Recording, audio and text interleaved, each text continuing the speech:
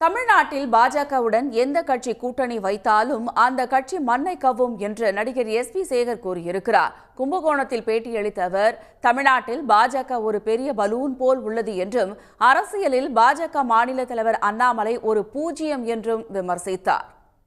முதல்ல அதிமுகவே உள்ளுக்குள்ள அந்த கூட்டணி அதிமுகல இவருடைய OPS EPS சேரணும், சசிகலாவையும் டிடிவி தினகரனையும் சேர்த்துக்க போறாங்களா?